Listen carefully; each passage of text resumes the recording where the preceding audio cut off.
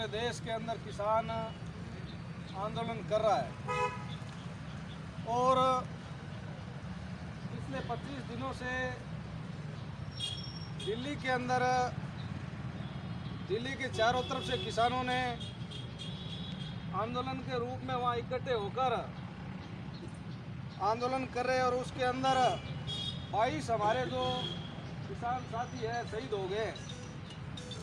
उनमें एक बहुत बड़े संत राम सिंह जी भी शहीद हो गए। इसके बावजूद भी देश की केंद्र की सरकार बड़ी निष्ठुर बनी हुई है और किसानों को किसी भी तरीके से जो है बातचीत करने के लिए तैयार नहीं है। साथियों, आज तक देश के इतिहास के अंदर ऐसा कभी नहीं हुआ कि किसानों ने कोई मांग रखी नहीं हो, भी इस तरीके का बिल लाए और जबरदस्ती जो किसानों का भला करना चाह रहे हैं, ऐसा पहले कभी नहीं हुआ। और आप देखिए, वहाँ केंद्र की सरकार, प्रधानमंत्री जी वहाँ गुजरात में जाके किसानों से बात कर रहे हैं और यहाँ लाखों की तादाद में उनके सिर पे आके बैठे हैं। उनसे बात करने की इनको फुर्सत नहीं है। हमारे देश का मीडिया दूसरी तरह की बंगाल की जो खबरें है वहाँ इनमें छापेगा और पूरे विश्व के अंदर आज अगर सबसे बड़ा कोई मीडिया के अंदर मुद्दा है तो आज के दिनों किसान आंदोलन है। इसके बावजूद भी आज जो तमाम तस्वीरें हैं जो हमारे बीच में क्लियर हुई है कि देश के किसान का मीडिया भी विरोधी है और देश की जो सरकार है वो भी विरोधी है। आज ये पहले दलितों ने 2 अप्रैल को भारत बंद किया तो इन्होंने देशद्रोही आतंकवादी कहा। फिर जाटों ने हरियाणा में आंदोलन किया तो उनको देशद्रोही कहा। फिर वहाँ सीए के खिलाफ आंदोलन हुआ तब इन्होंने उनको देशद्रोही कहा। फिर आज पंजाब का किसान अगुवाई कर रहा है और पूरे देश का किसान अगुवाई कर रहा है तो किसानों को देशद्रोही कह रहे। साथियों, ये वही लोग हैं जिन्होंने आज़ादी से पहले अंग्रेजों की ये मुखबिरी करते थे और देश के खिलाफ देशद्रोह का काम करते थे। वही आज देश के अन्नदाता को, देश के किसान को देशद्रोही बोल रहे हैं। ये बड़ा ही और सबसे बड़ा जो दुर्भाग्य है, देश की सरकार के नुमाइंदे मंत्री और प्रधानमंत्री भी उनकी हाँ में हाँ मिला रहा है। इससे बड़ा देश का दुर्भाग्य इन 70 वर्षों के अंदर कभी नहीं रहा है। इसलिए ये हमारी अहम जिम्मेवारी बन जाती है कि हम हमारे हिस्से की लड़ाई, प्रत्येक किसान को अपने हिस्से की लड़ाई खुद लड़नी होगी और जो हमारे हक हुकूकों को छीनने का काम केंद्र सरकार ने किया है और जिस तरीके से ये सामने खुल के और ये बकवास करनी इन्होंने शुरू की है कि बिल से फायदा होगा, मैं उन तमाम बीजेपी के नेताओं को, हमारे बीच में साथी भगवान प्रजापति हैं, वो अपनी बात को रखेंगे और कोई साथी यदि अपनी बात को रखना चाहता है तो वो भी आमंत्रित है कि वो अपनी बात को रख सकते हैं। उपस्थित साथियों, आपको कोटि नमस्कार एवं शहीद हुए समस्त लोगों को भी हमारा नमस्कार।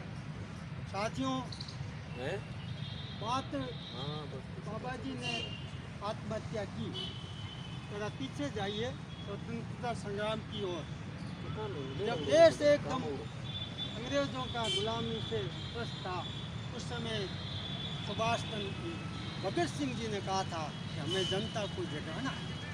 एक ऐसा बम तैयार करें जो हम असेंबली में फेंके, इनके जो सोए हुए हैं, इनके जो कान बहरे हो गए, उनको जगाएं, हमें किसी का नुकसान नहीं करना है। और उन्होंने असेंबली में बम फेंका और उसके बाद में वो शहीद हुए।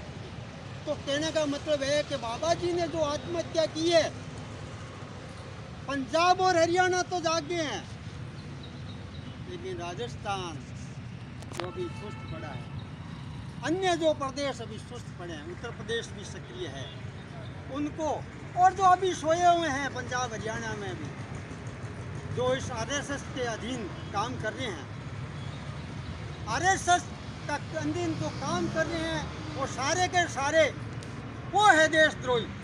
देशद्रोही किसान नहीं होता, किसान अन्न पैदा करता है, और किसान का अन्न खाकर ये लोग किसान के साथ गद्दारी करें। इनको कहो तुम खुद अनाज उगा कर खाकर फिर बोलो, उनके होश उगा। एक किलो अनाज नहीं पैदा कर सकते ये, और जिनका अनाज खाते हैं उन्हीं की नीचे नमक हमारी हरामी कर रहे हैं ये। तो बाबा जी ने जो आत्महत्या की है वो आपको जगाने के लिए की है।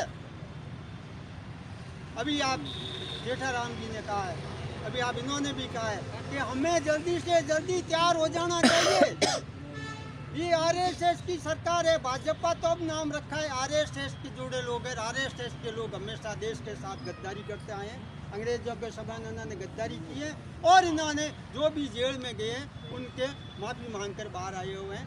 तो इसलिए हम चाहते हैं कि आप लोग इस आरएसएस के नेटवर्क को तोड़ें। किसान, जब तक किसान भारत का प्रधानमंत्री नहीं पड़ेगा तब तक भाई कुछ नहीं होगा। पहले भी एक मंच पर कहा, अब भी कह रहा हूँ, और बाबा जी की कुर्बानी और उन 22 जो शहीद हुए हैं वो 22 ही नहीं, शहीद तो और ही होते जाएंगे। और ये अपराध जो है मोदी सरकार और आरएसएस की सरकार जो कर रही है वो जघन्य अपराध कर रही है। उसकी हया जो है उनको ले डूबेगी। पहले भी एक आंदोलन चला था जिसमें 300 बच्चे मरे थे, उस समय जो प्रधानमंत्री था इसका आज पता नहीं है। तो आप ये समझ लेना कि हम आज जो कह रहे हैं आरएसएस का और इनके सारे का सारा नेटवर्क एकदम जमी दूध हो जाएगा, फिर इनका भी नाम पता नहीं रहेगा। इतना ही कहकर मैं आपको नंबर मेल करता हूँ। मेरा अखबार खेजड़ा एक्सप्रेस, मैं इसमें किसानों को कवरेज बहुत देता आया हूँ और दूँगा, आगे भी दूँगा। आपको धन्यवाद। उनकी इस ठंड की, कड़ाके की ठंड में उनकी जो इस आंदोलन में उनकी जो भागीदारी थी, भागीदारी के बीच में वो इस संकल्प के साथ दिल्ली आए थे कि हम काले कानून को वापस करेंगे, और उन्होंने अपना जीवन उसके लिए, अपनी मांगों, किसानों की मांगों के लिए जीवन का त्याग किया। इसमें श्रद्धांजलि एकत्र हुए हैं जो हमारे किसान भाई तकरीबन 24-25 दिनों से दिल्ली में बैठ करके आंदोलन कर रहे हैं। जो 3 काले बिल जो सेंट्रल गवर्नमेंट ने जारी किए उनके खिलाफ, और जो भी किसान भाई पूरे देश से वहाँ पहुँचे हुए हैं, इकल्ला पंजाब नहीं, राजस्थान, हरियाणा, महाराष्ट्र, कई जगहों से वहाँ किसान पहुँच करके सभी भाइयों का उत्साह बढ़ा रहे हैं। और तकरीबन कल तक 22 किसान भाई, जिनमें से 16 साल से लेकर 75 साल तक हैं, जिनकी वो जो शहीदी को प्राप्त हुए हैं। 16 साल के गुरजिंदर सिंह, जिसके बड़े सपने थे कि मैं अमेरिका जाऊंगा, उसने तैयारी भी कर रखी थी जाने की, पर अचानक ये काल आया और वो किसान आंदोलन में शहीद हो गया। और ये अकेला नहीं, बहुत सारे बुजुर्ग भी हैं 16 साल से लेकर के तकरीबन 75 साल तक, जो वहाँ शहीद हुए हैं। कल तक 22 हो गए थे, और उनमें बाबा राम सिंह जी करनाल वाले वो भी पहुँचे। वो पहले भी जाते रहे, लगातार अपडेट ले रहे थे भी